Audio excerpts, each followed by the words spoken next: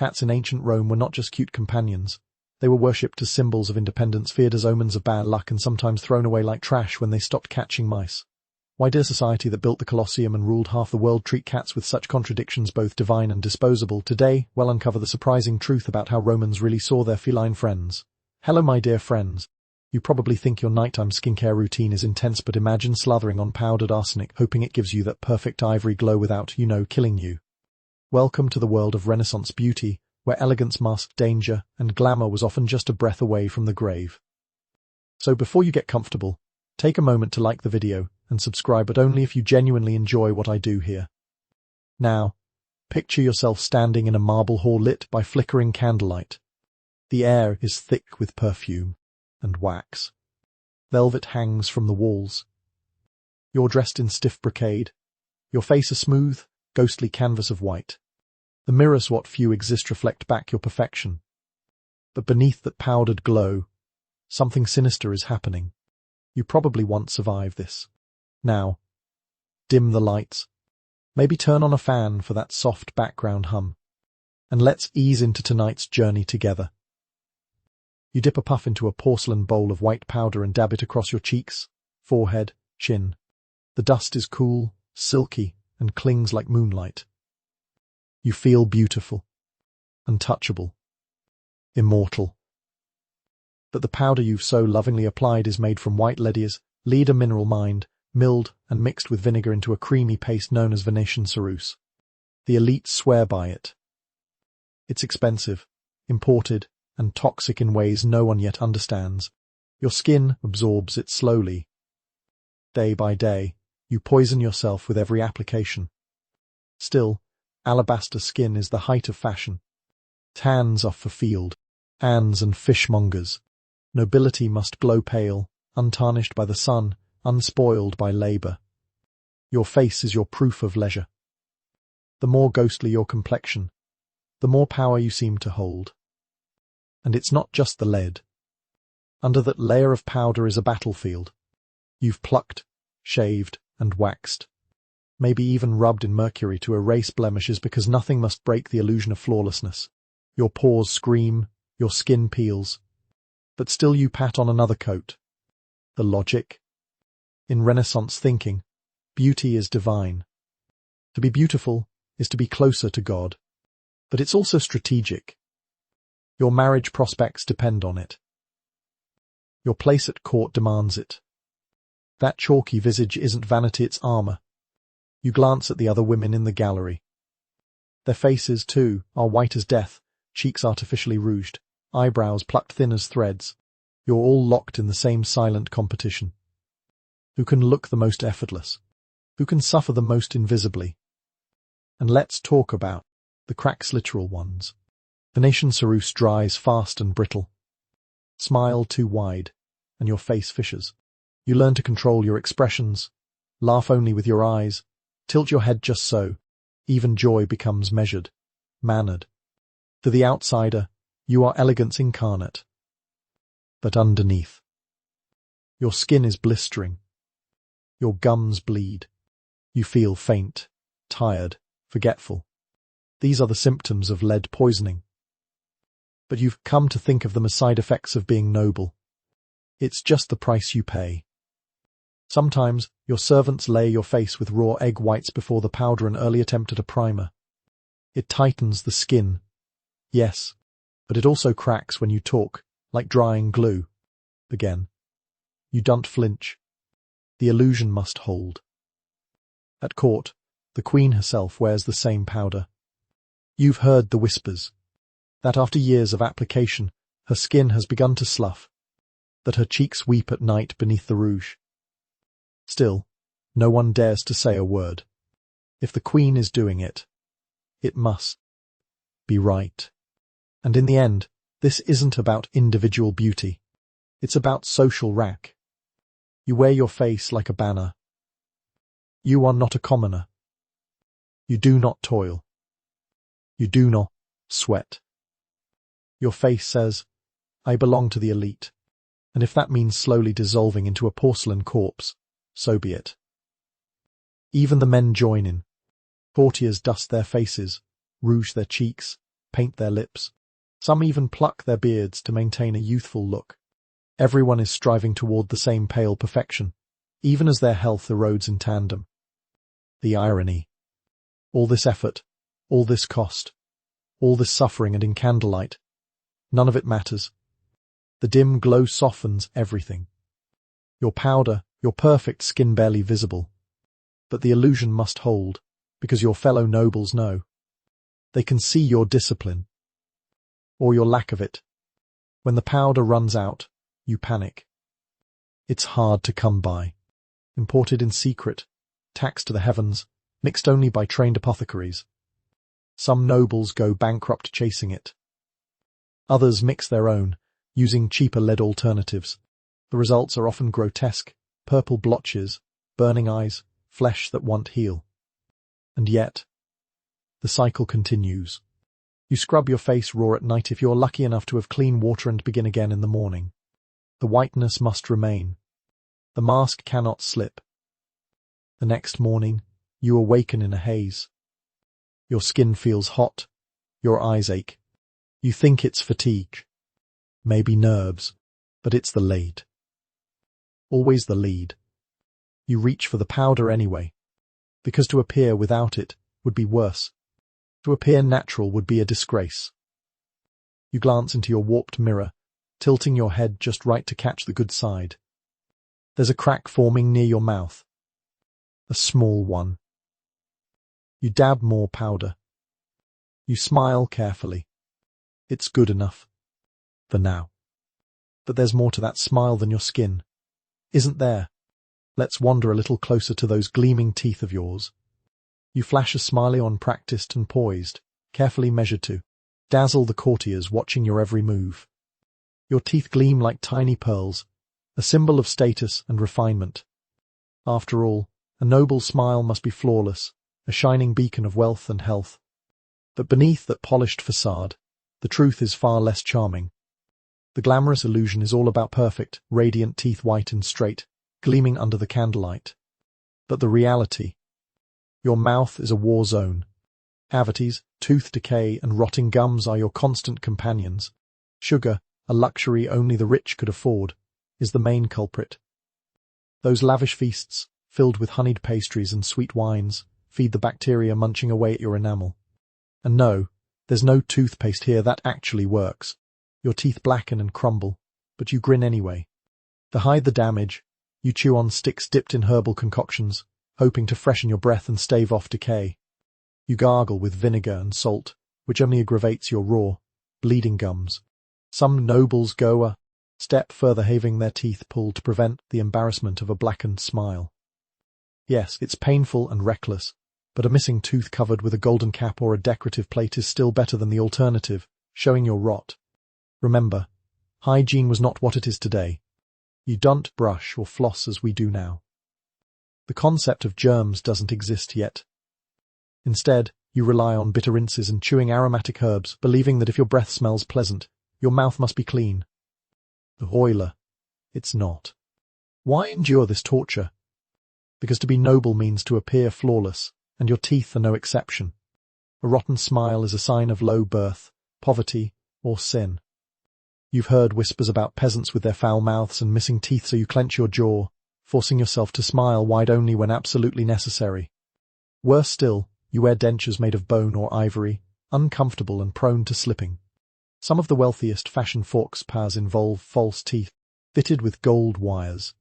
These are a status symbol, but biting into anything too hard might snap them on, then you must endure courtly ridicule. The sweet irony is that the more you indulge in sugar to signal your wealth, the faster your teeth decay. It's a vicious cycle, fueled by desire and desperation. Your mouth becomes a paradox, simultaneously a prize to be displayed and a source of deep shame.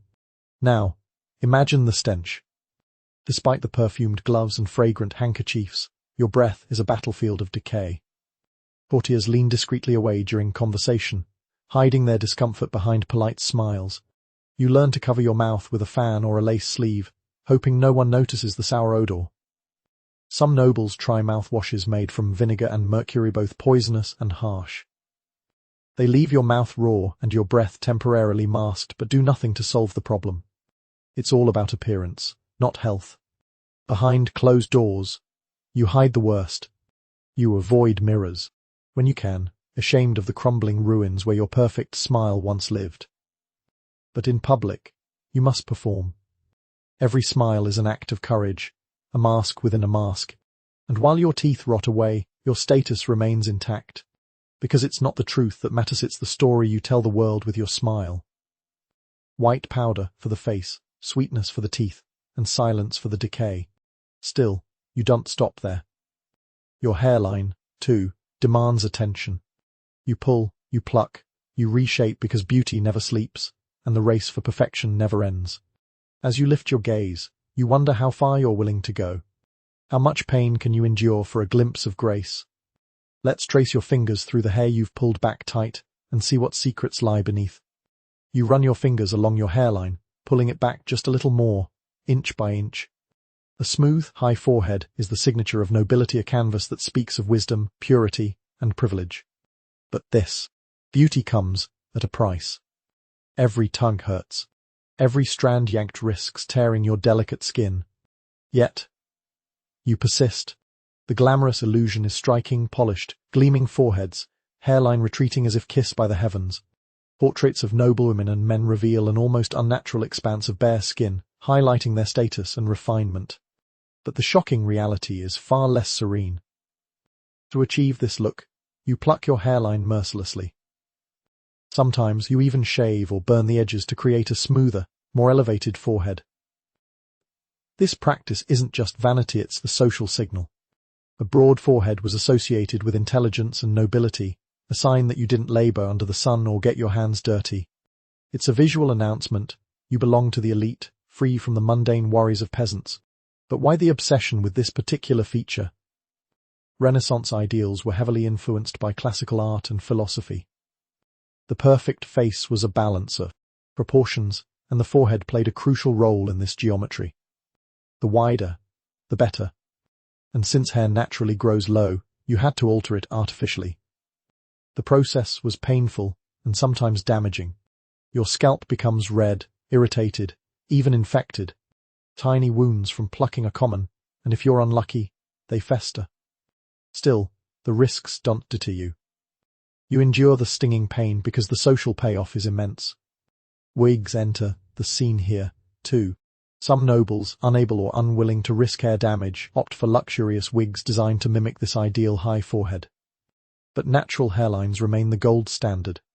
Every hair pulled back is a testament to your dedication to appearance, to power.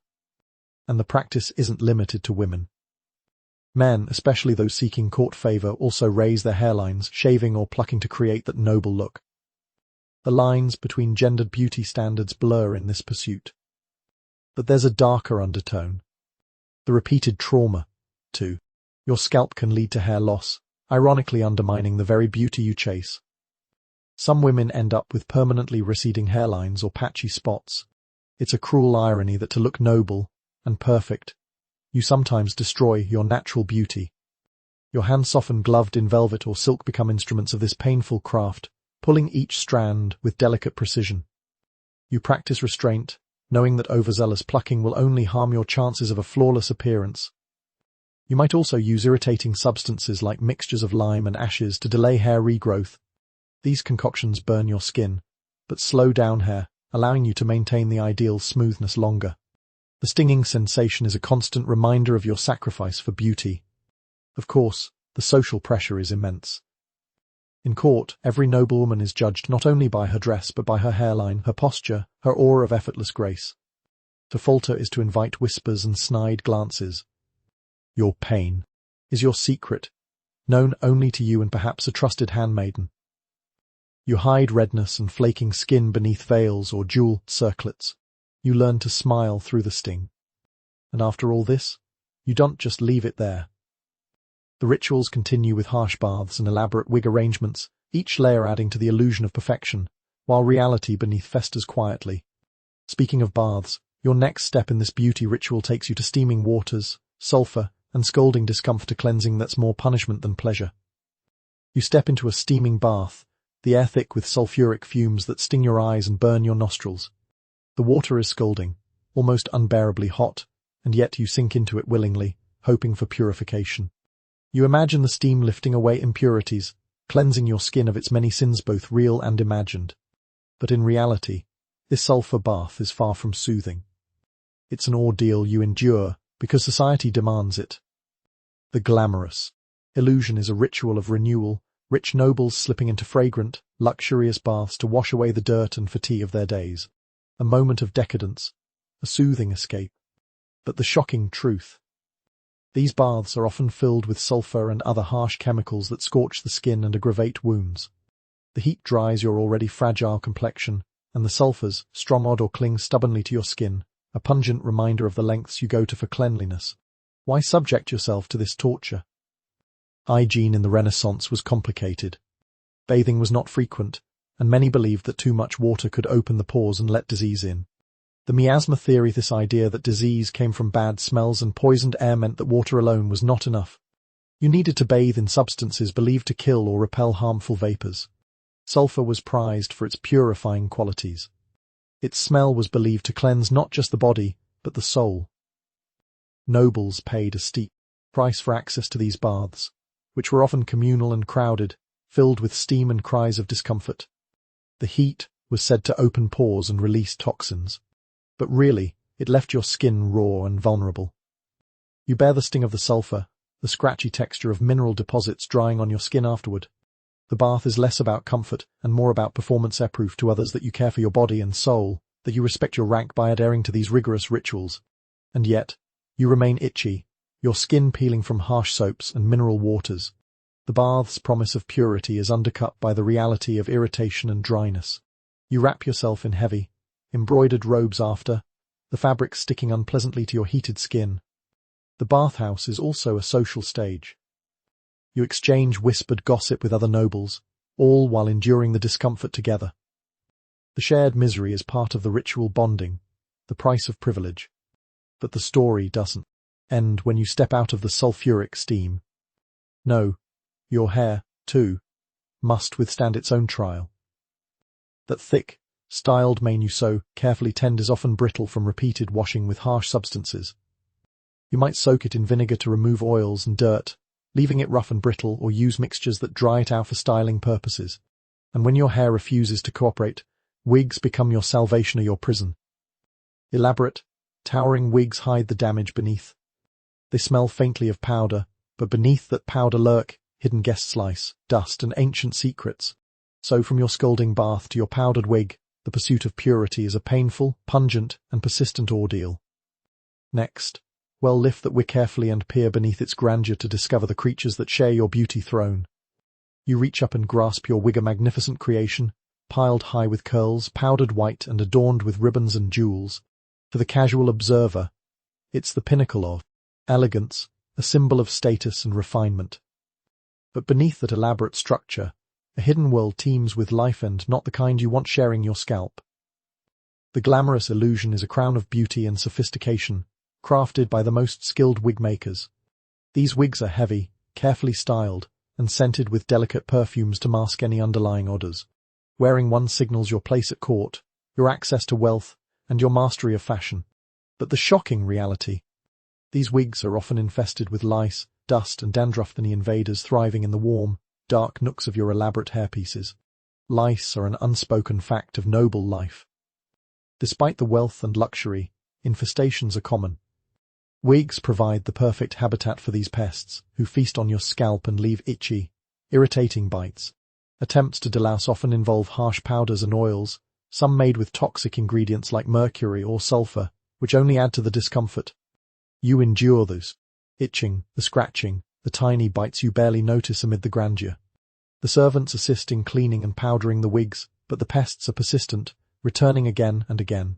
You're told that lice are a sign of humanity, everyone has them, but that hardly comforts you as you adjust your towering coiffure. Dust and dandruff collect in the folds of your wig, settling invisibly until your head itches uncontrollably during long court sessions. The scent of the perfume mingles oddly with the faint musk of scalp oils and pest activity, creating an aroma that only the most oblivious could mistake for freshness. Why tolerate this? Because wigs are more than just fashion, they're protection. Your own hair, often damaged from plucking and harsh treatments, is hidden away, The wig conceals bald patches, graying strands, and scalp blemishes. It creates the illusion of youthful vitality and controlled power. Wearing a wig is also a political statement.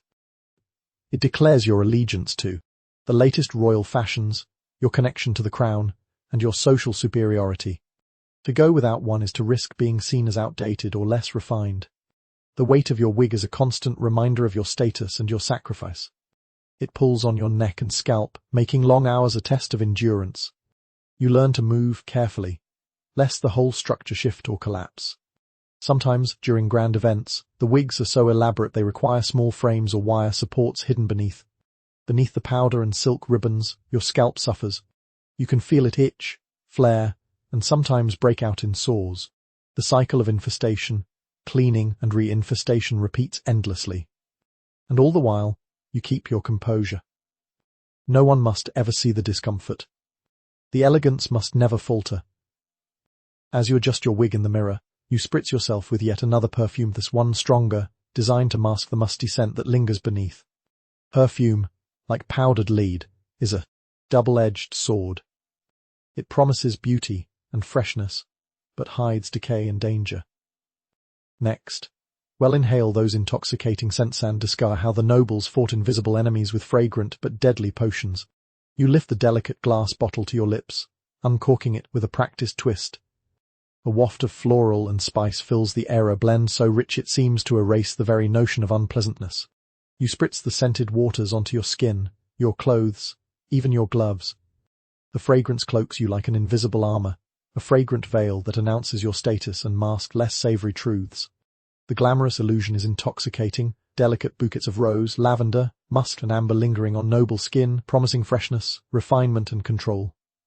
Perfume was an art form, a secret weapon in the court's arsenal, a sign that you had the leisure to bathe and beautify. But the shocking reality. Many perfumes contained ingredients as toxic as the lead in your face powder. Ingredients like musk derived from animal glands or essences steeped in alcohol and sometimes even heavy metals coated your skin in potentially harmful substances. Worse yet, the perfumes weren't just about scent. They served a defensive purpose. The Renaissance worldview was steeped in the idea of miasma, belief that diseases spread through bad smells and poisonous air. Perfumes, sometimes so strong they nearly overwhelmed the senses, were thought to fend off these invisible threats. You douse yourself repeatedly, hoping to create a fragrant barrier against sickness. But here's the twist. The very perfumes you wear often contain noxious chemicals. Some formulations included mercury, lead acetate, or even arsenic to fix the scent and make it last longer. This means that while you breathe in the sweet notes of jasmine or violet, you're also inhaling a cocktail of poisons. Your skin absorbs them slowly, adding to the toxic load already accumulating from your makeup and bath rituals. The heavy scent also serves a practical role in society. Nobles rarely washed their hands, faces, or clothes thoroughly, as water was scarce and bathing was feared to open the pores to illness. Instead, scent was a musk, an olfactory light of the world. Your perfumed glove might brush a cheek or a hand, leaving a trace of fragrance designed to distract from odors born of unwashed skin, sweat, and decay. At grand balls and dinners, the air becomes a heady mixture of perfumes, wax, smoke from torches, and human bodies packed too close. Your nose adjusts, but beneath the beauty is a potent stew of smells both cultivated and accidental. There's a bitter irony here. The quest to avoid sickness through scent may have worsened health by exposing you to heavy metals and chemicals. Yet, in the social order of the time, appearance and smell were paramount. To be unperfumed was to be suspect, poor, or diseased. You might also carry a pomander, a small metal cage filled with aromatic herbs and spices dangling from your wrist or belt. These were portable scent shields, believed to purify the air around you. The sweet aroma was a comfort, a charm against illness, and a social signal. But not all perfumes were subtle or sweet. Some were downright overwhelming mixtures of rosewater and civet, musk and ambergris-scented weapons that filled a room and declared your presence. Wearing too little perfume was considered neglect. Wearing too much was a sign of desperation. As you dab the scented waters on your wrists and neck, you can almost forget the dangers beneath. But the truth lingers in the back of your mind. These beautiful bottles hold hidden poisons. Your next ritual brings more peril, delicately painting your eyes with powders that promise allure but threaten your sight. You bring the small, ornate brush to your eyelids, carefully tracing a line along your lashes. The color is striking jet black, bold, and seductive. It frames your eyes perfectly, making them appear larger, more alive, more enchanting. You're the image of refined beauty, the star of the court's subtle seductions. But beneath this glamour lies a sharp danger that could rob you of the very gaze you cherish. The glamorous illusion is captivating. Bold, dark eyelashes and elegantly lined eyes, a subtle yet powerful enhancement of your natural features. It's a beauty statement, a magnetic allure, and a marker of sophistication. But the shocking reality is that many eye cosmetics of the Renaissance were laced with toxic substances, especially lead and antimony, which could cause painful infections, skin ulcers, and even permanent blindness. The black pigment you apply, often called coal or antimony-based powder, is made from ground minerals containing heavy metals. While the dark line along your lashes adds a dramatic effect, the powder seeps into your eyes, irritating them constantly. Tears burn. Your eyelids swell. Sometimes your vision blurs, and in worse cases, your eyes become so damaged that you lose sight entirely. You endure the stinging, because beauty demands sacrifice. You've heard stories of noble women whose eyes wept endlessly, who hid behind veils to conceal their suffering. Yet, the risk does not deter the desire for the perfect gaze. Why was this practice so widespread?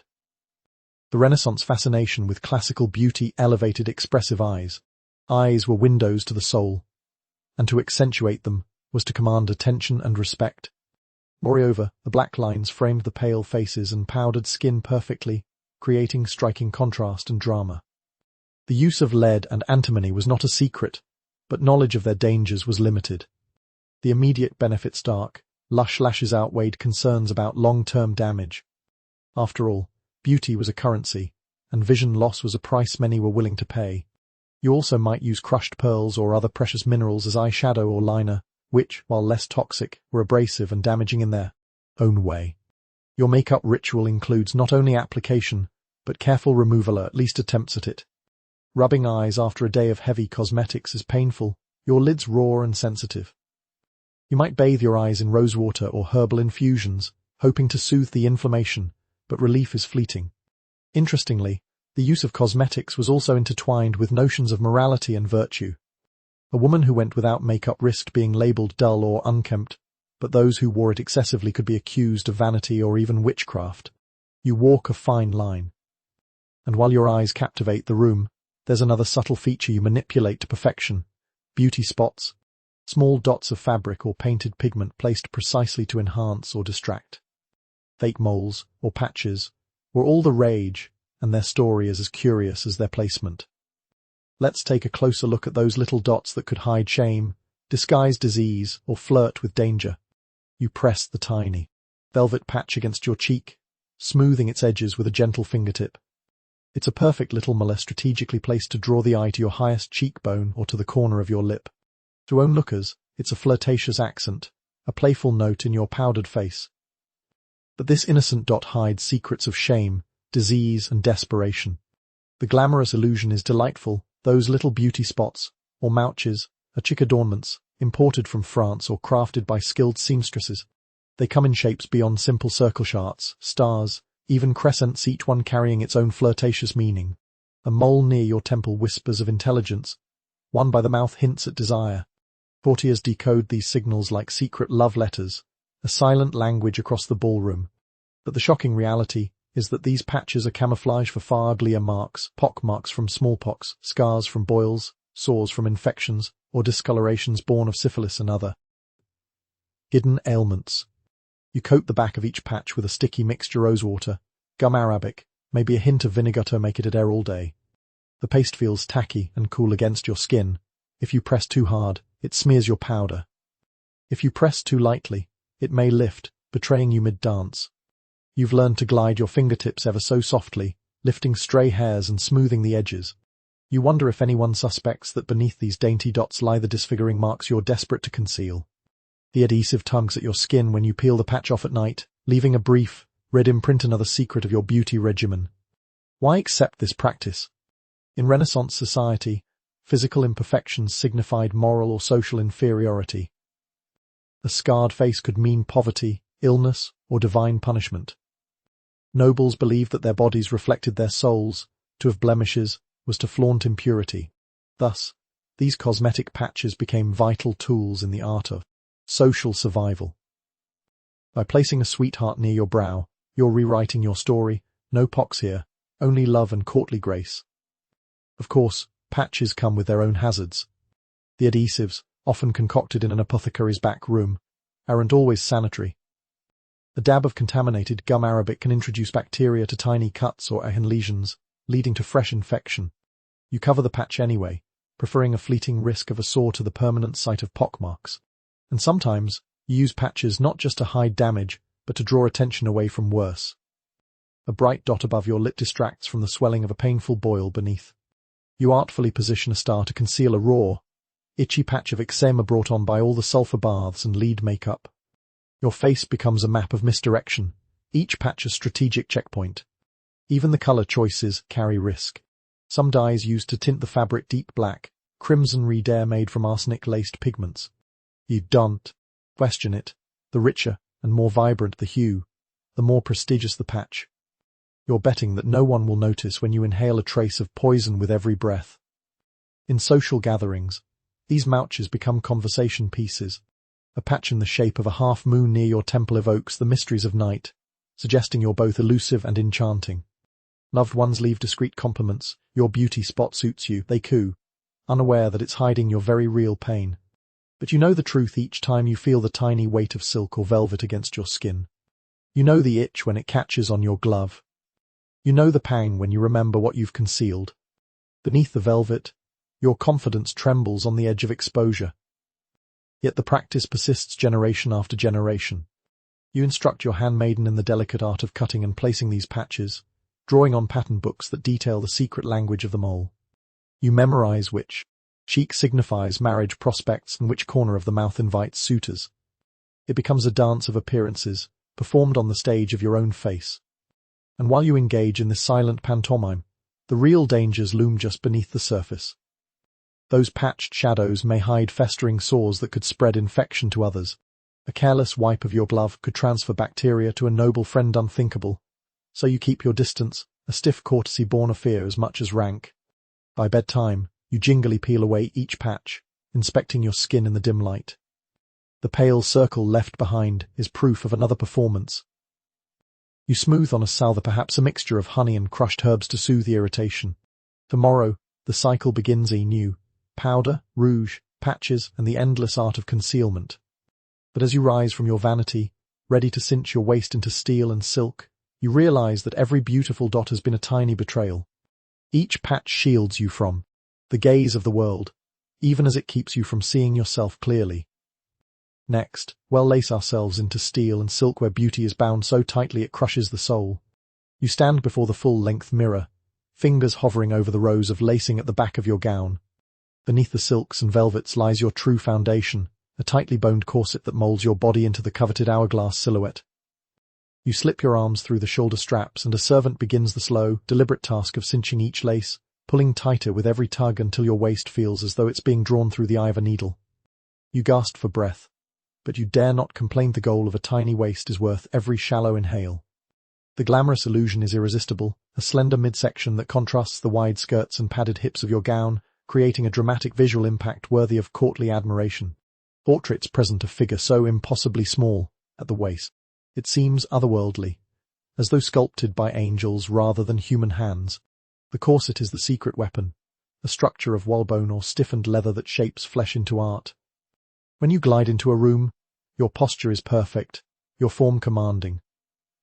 You appear fragile and refined, as if a mere breath could shatter your porcelain symmetry, but in reality, you are a testament to endurance.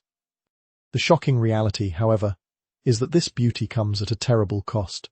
The corset compresses your ribs, displacing organs and restricting lung capacity. As the laces tighten, your diaphragm is forced upward, making each breath shallow. Your heart pounds in your chest, racing to compensate for the lack of oxygen. Day after day, hour after hour, you endure this constriction, believing that pain is merely part of nobility's price. Bones don't bend easily, but soft tissues do.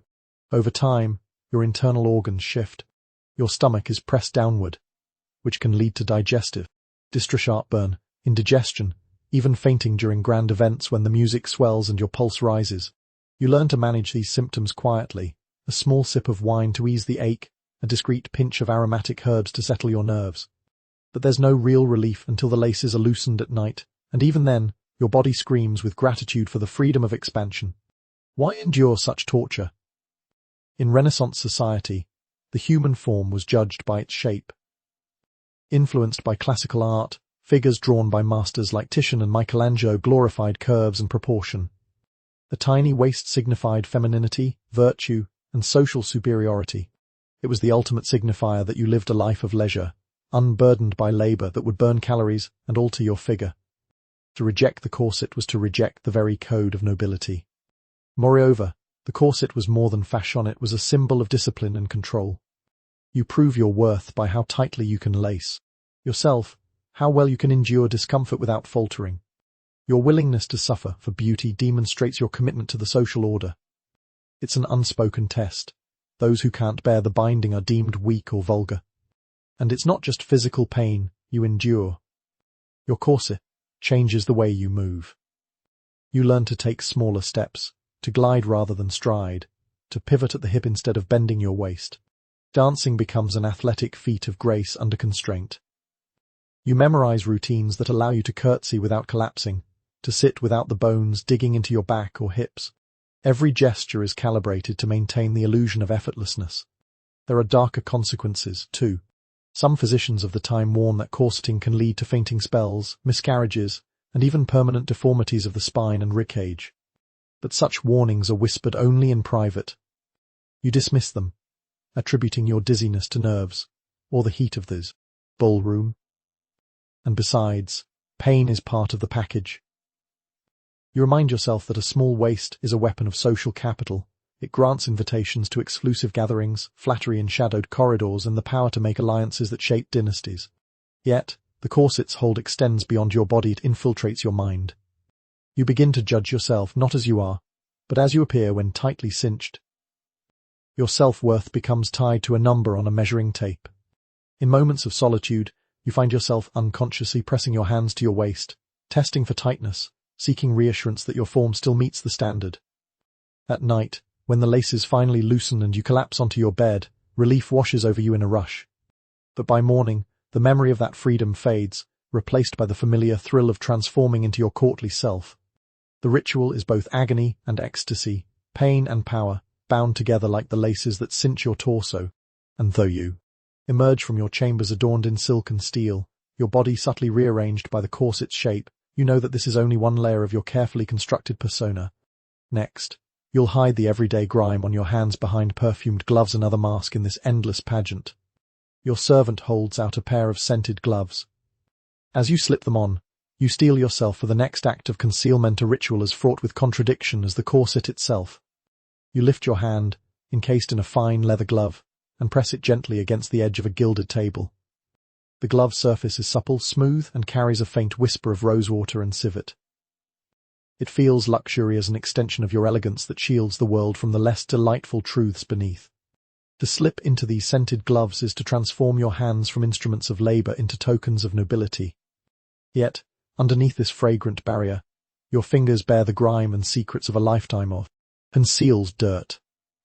The glamorous illusion is flawless, pale, delicate hands free of stains, calluses, or the slightest speck of unseemly soil.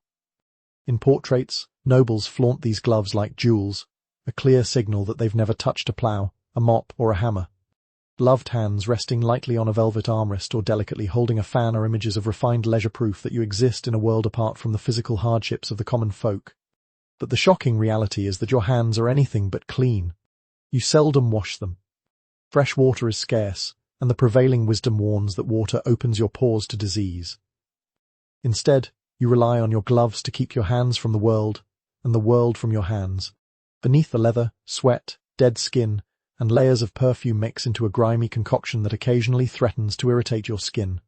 Sometimes you feel a tingle or a rash where the glove rubs too tightly, but you press on, unwilling to sacrifice this illusion.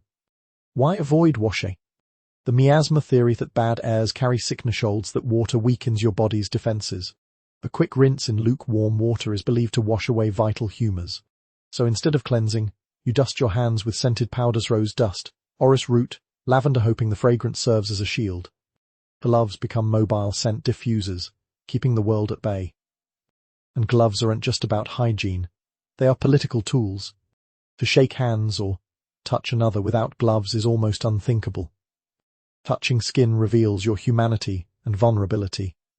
A glove left behind at a gathering is a potent symbol, an invitation to whisper about gentility or its absence.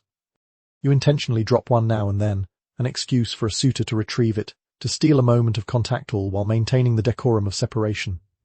Your gloves are changed multiple times throughout the day. A porcelain white pair in the morning, a pastel-hued pair for tea, velvets for evening. Each is perfumed differently, carefully chosen to complement your gown and mood. You inhale the faint scent as you put them on: patchouli for confidence, rose for flirtation, jasmine for mystery. Yet, when you finally remove your gloves in private, their surprise, the leather often sticks to your skin, forming a tacky film. You lift the glove slowly, peeling it back as though unveiling a secret. The skin beneath is red, damp, and sometimes marked by tiny blisters from friction. You dab it with a small cloth soaked in vinegar, a harsh remedy that stings but feels necessary to avoid worse afflictions, or so you believe. And here's the truth no one mentions. Over time, the lack of proper washing and the constant exposure to scented oils can lead to fungal infections or dermatitis. You hear rumors of nobles whose hands crack and bleed, whose nails lift at the bed, yet they cling to their gloves, fearing the judgment that would come from bare, calloused fingers. In social settings, the gloves remain on. You refuse to remove them at dinner, allowing your servant to lift cups and pass dishes on your behalf. Even the simple act of sipping tea becomes a performance, gloved fingers hovering inches from fine china, never touching it directly. You've mastered these motions, the slight tilt of the wrist, the dainty pinch of the napkin, the soft flex of those hidden fingers.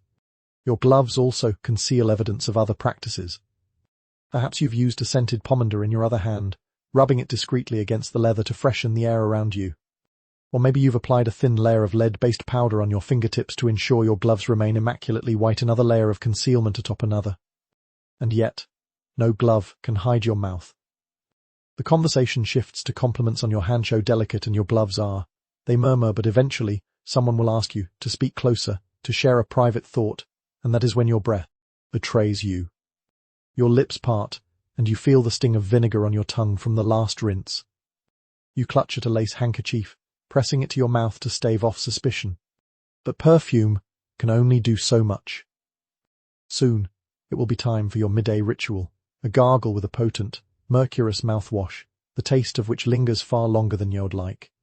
You cradle a small, dark vial in your gloved hand, uncorking it with delicate precision. A pungent vapor rises, sharp, acrid, metallic. You unglove your fingers just enough to tilt the vial toward your lips and tip a few drops into your mouth. Instantly, your tongue recoils from the bitter sting. You swish the foul-tasting liquid around, feeling it burn the back of your throat, then carefully spit it into a gilt basin. This is your noble morning ritual, a mouthwash of mercury and vinegar, an alchemical cure for the decay that threatens your smile. The glamorous illusion is pristine.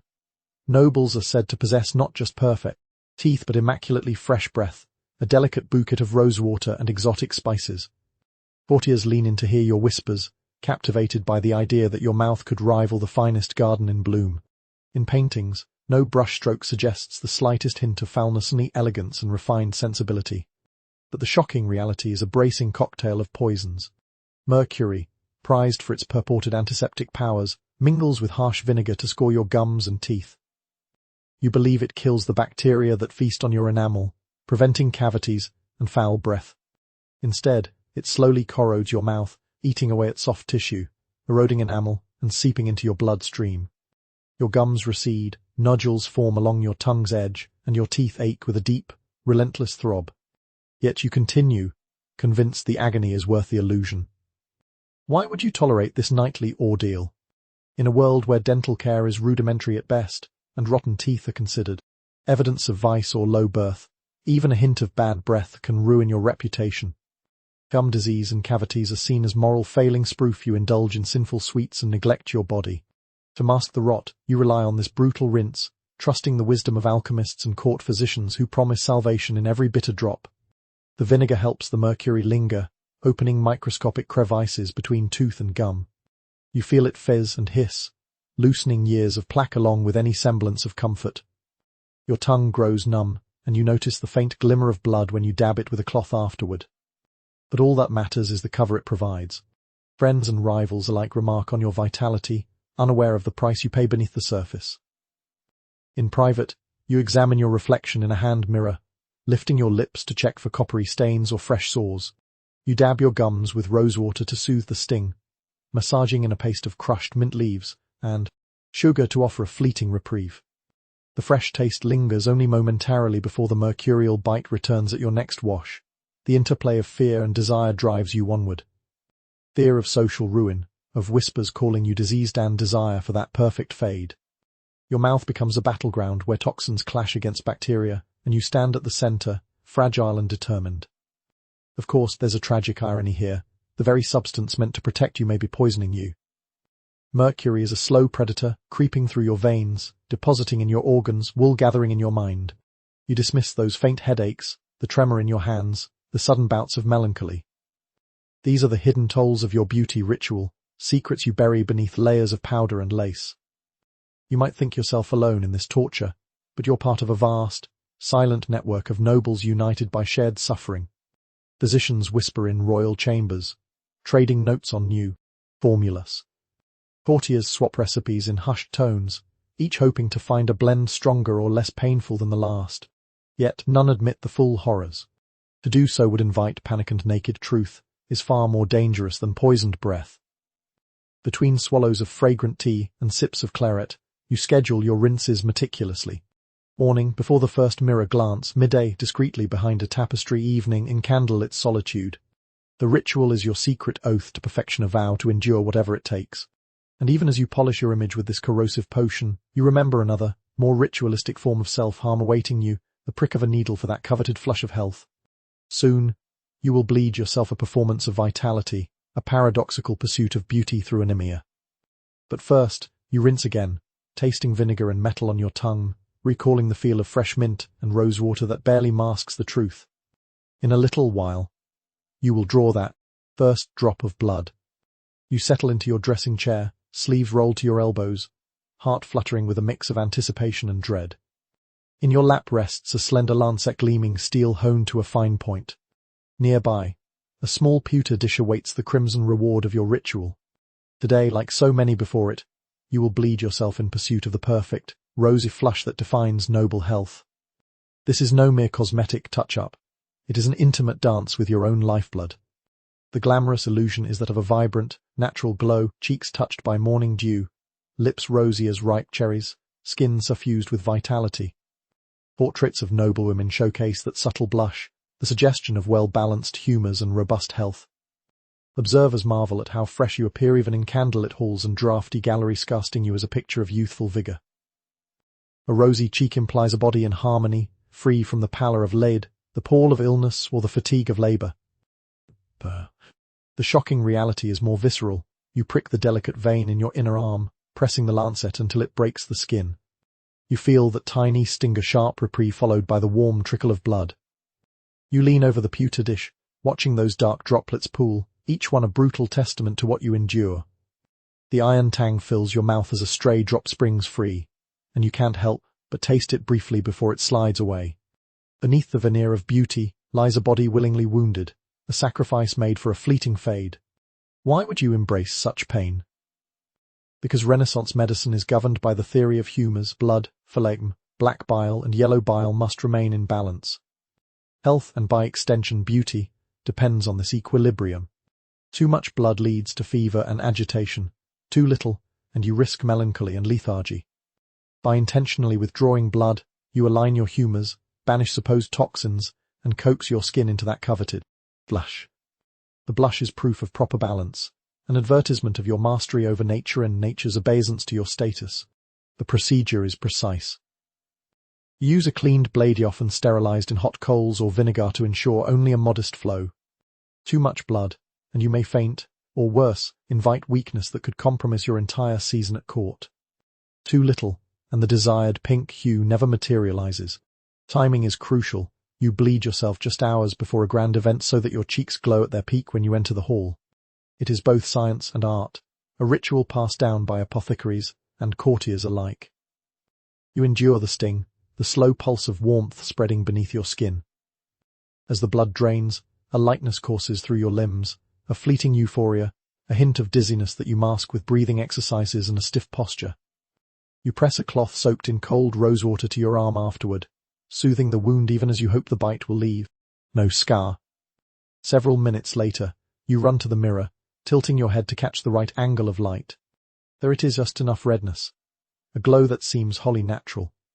Of course, the ritual carries risks. You might misjudge the cut and sever too deep, leading to swelling, infection, or abscess. If you bleed too frequently, anemia sets in, fatigue, palpitations, and brittle nails become your hidden companions. Some nobles whisper of women who grow faint in the halls, daughters who never recover their strength, spirits drained as surely as their veins. Yet knowledge of these tragedies rarely deters others. After all, such tales are framed as cautionary myths rather than proof of excess. Beyond the physical, there's a psychological dimension. The act of bleeding yourself becomes a demonstration of nobility's self-control. You prove your resilience, your willingness to harness nature for artifice. Each drop is a statement. You wield power over your own body, just as your family wields power over land and people. The humoral theory grants cosmic justification. You are not vain, you are scientific. And as the blush takes hold, you prepare for the final touch, a layer of cosmetic rouge to deepen the color, to ensure that your cheeks remain radiant under the glare of torches and crystal chandeliers. But the base layer must come from within, from your own blood, or else risk appearing artificial and suspect.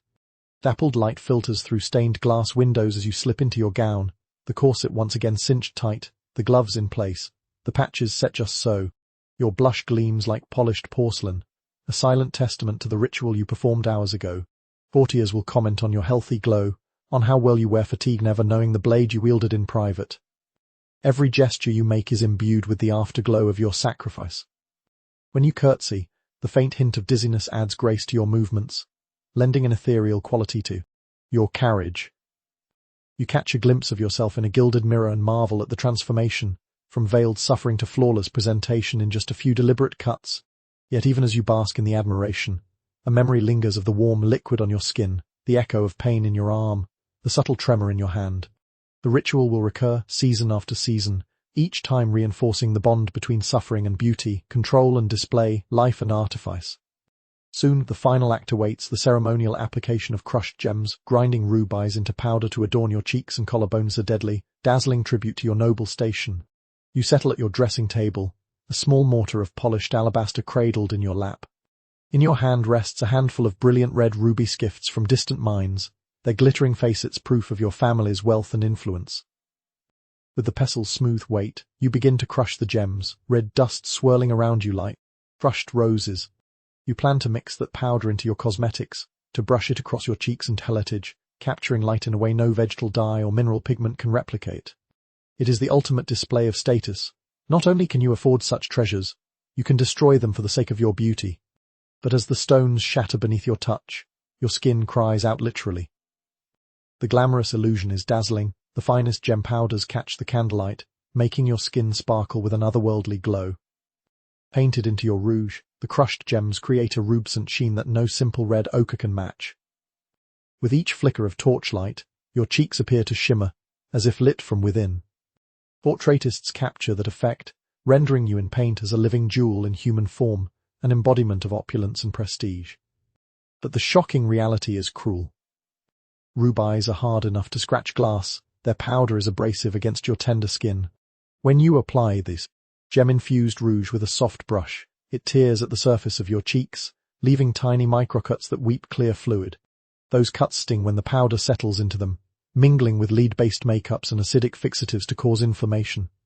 You might feel a burning sensation that spreads across your temples, a rash of pinpoint bleeding that quickly crusts with fine, glittering dust. Why undertake such pain? In Renaissance society, appearances were currency. To demonstrate you possessed literal gemstones you could pulverize for cosmetics was to shout your power. Ordinary dye saffron, madder, cinnabar were cheap by comparison. Only the highest echelon could turn their rewards of courtly favor, diplomatic gifts, or conquest into ephemeral beauty marks.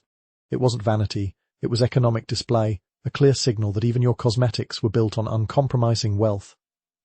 Beyond status, there was also a belief in the mystical properties of gems. Alchemists and physicians claimed that ruby powder had virtues. It promoted circulation, strengthened the heart, and infused the skin with vitality. When mixed into rouge, it supposedly drove out melancholia and injected your demeanor with natural cheer, proof that the physical and spiritual realms were intertwined.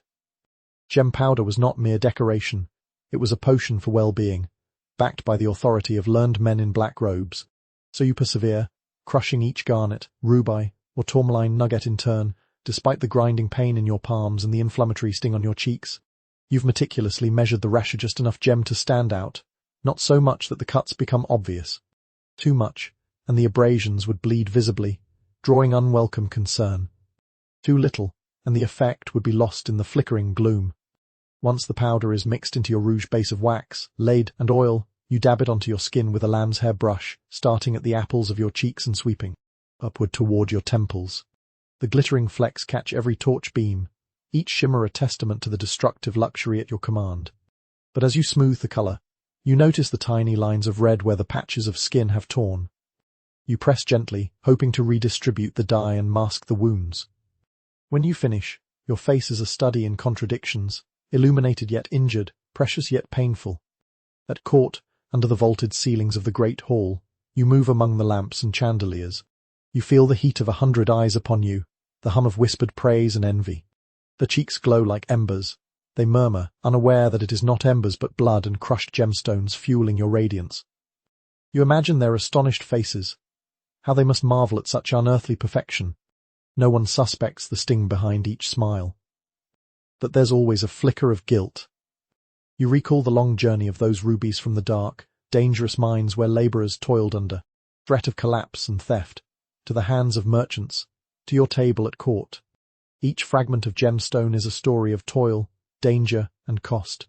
And yet, here they lie, ground to dust, pressed into your skin. The cruelty echoes on your cheeks, hidden beneath layers of opulence. Your hand lingers at the edge of your mirror. You smooth a stray fold of lace, admire the way the gem dust refracts the light.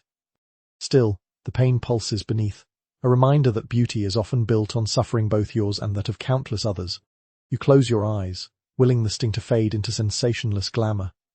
As you step away from the mirror, you feel the press of your corseted waist, the scratch of your scented glove, the rough edges of your beauty patches still tucked beneath their velvet.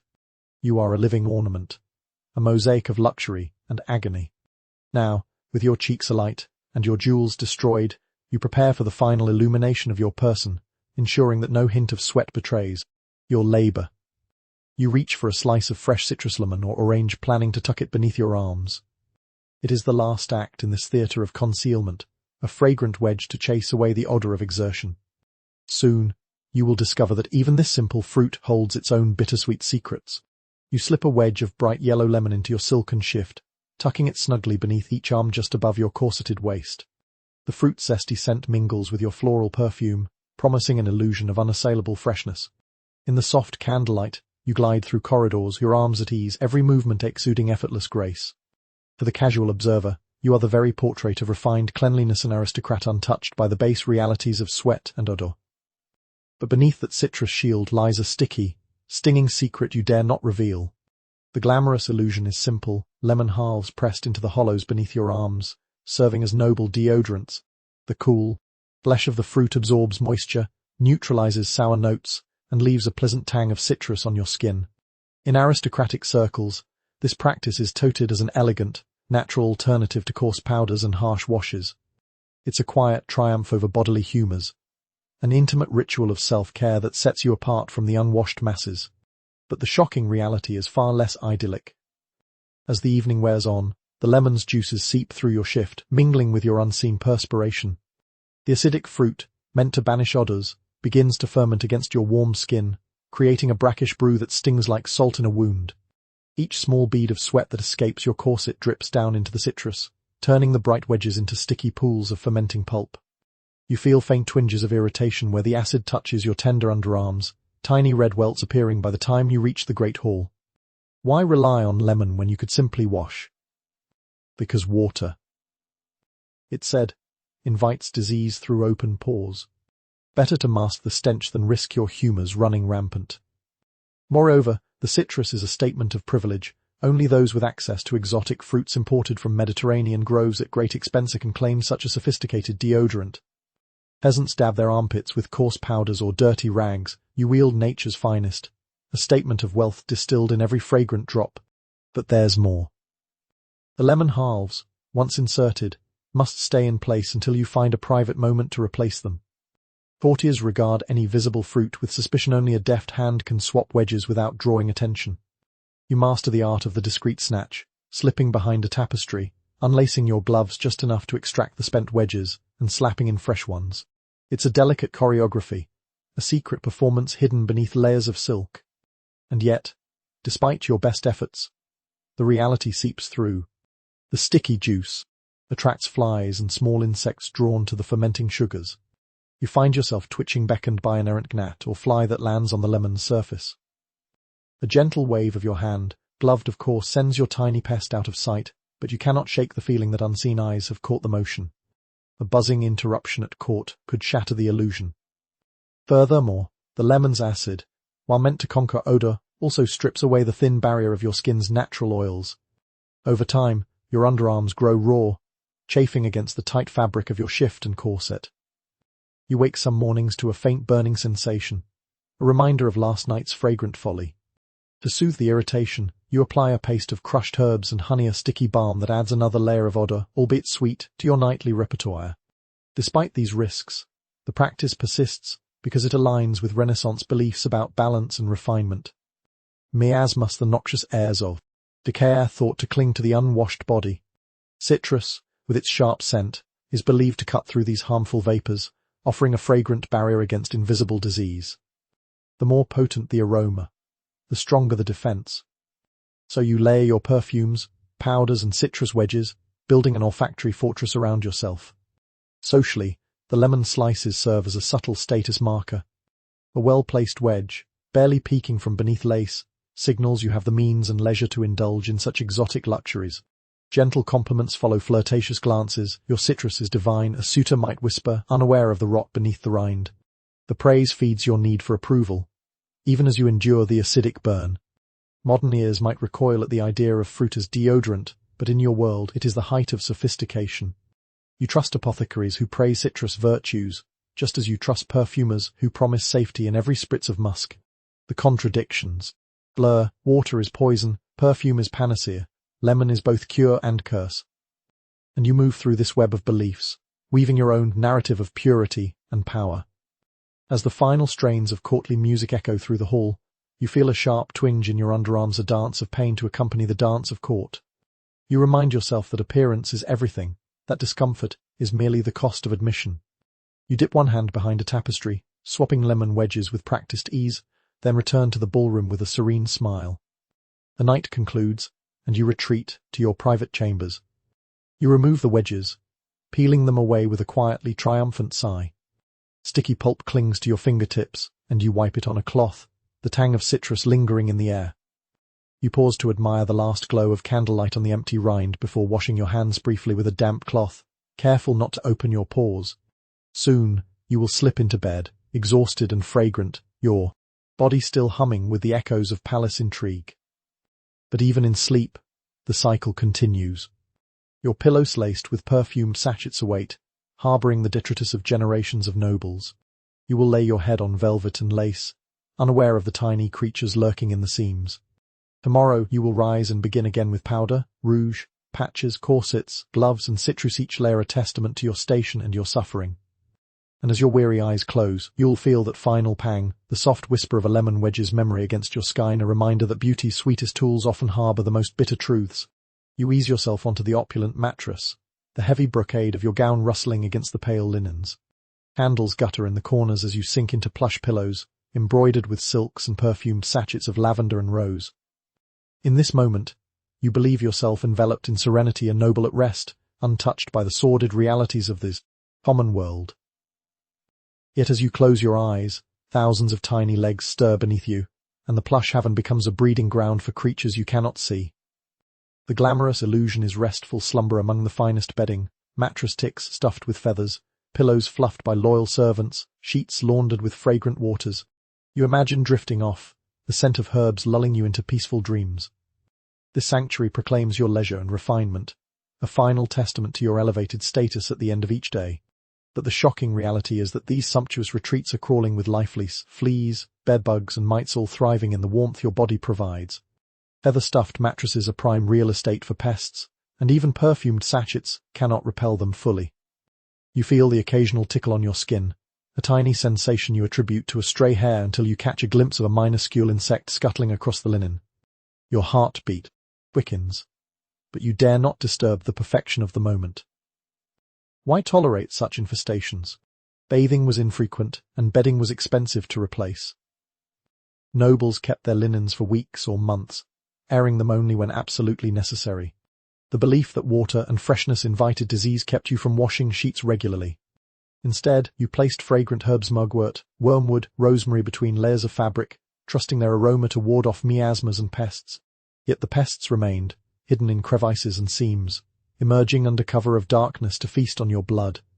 You lie still, feigning tiredness, as bedbugs slip from seams to bite your shoulders, back, and ankles. Their puncture marks swell into itchy welts by morning, but during the night, their tiny fangs work silently. Lice scuttle across the pillow's edge, clinging to stray fibers, while mites burrow into the down, invisible to the naked eye. The perfumed sachets and symbols of your refinement become futile reminders of the fragility of your fade. In the cold hush, you prick your conscience. These pests know no social boundaries. They accompany ambassadors from distant courts. They attend grand balls and whispered councils. Yet the shame of admitting their presence is profound. To confess lice is to admit uncleanliness, to risk the judgment of one's peers.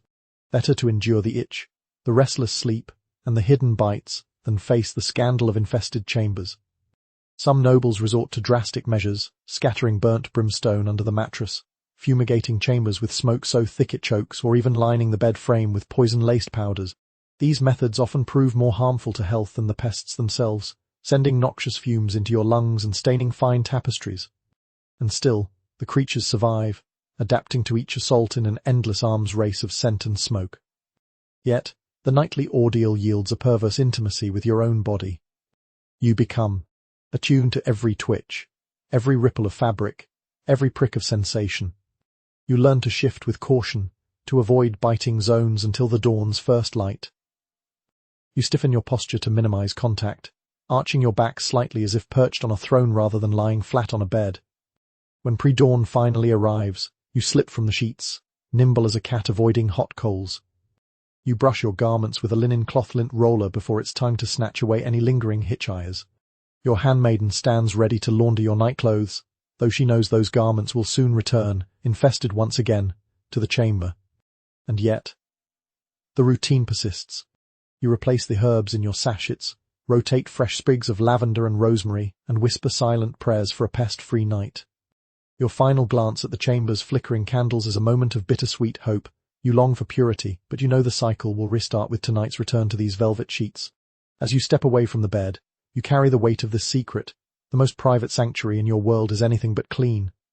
The brilliance of your powdered skin, the sheen of your gem-dusted rouge, the crispness of your perfumed gloves all find their counterpart in the hidden torment of these linens. And so you steel yourself for another evening's performance, another descent into the soft illusion that awaits your body, a beacon for tiny invaders in a bed that promises rest, but delivers discomfort.